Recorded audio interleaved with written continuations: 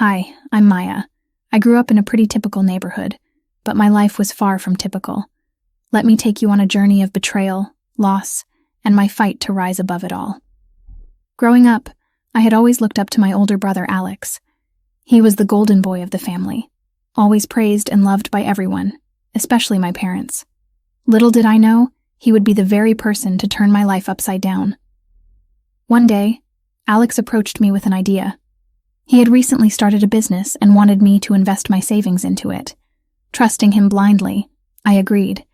It felt right to support him, and honestly, I believed in him. But that was my mistake. Months went by, and I began to notice discrepancies in our accounts. Money was missing, and when I confronted Alex about it, he brushed it off, saying, "It's just business, Maya. You won't understand." But I did understand. I understood that he was stealing from me. Things got worse. Alex's behavior changed. He started spreading rumors about me in our community, making me out to be the bad guy.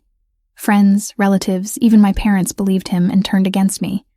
It was as if he wanted to isolate me, make me weak.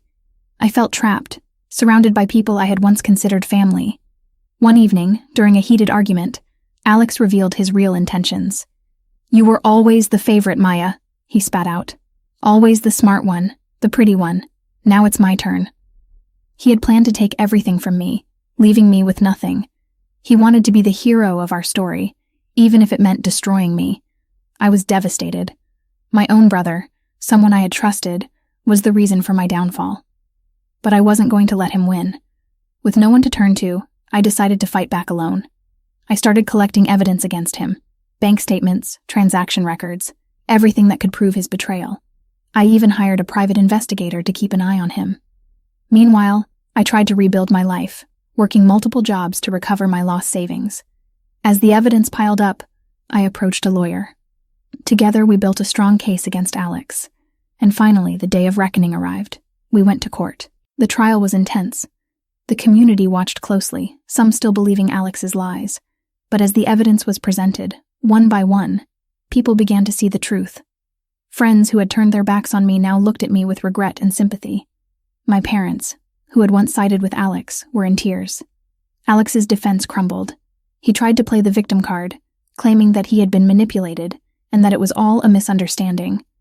But the evidence was clear. He was declared guilty and ordered to pay back all the money he had stolen, with interest. The aftermath was just as intense as the trial. The community was divided, with some still refusing to believe the truth.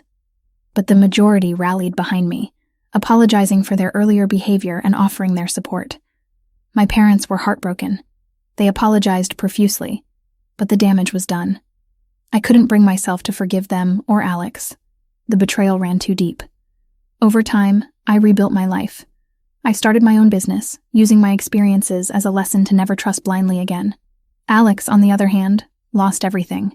His reputation was tarnished, his business failed, and he was shunned by the very community he had tried to manipulate.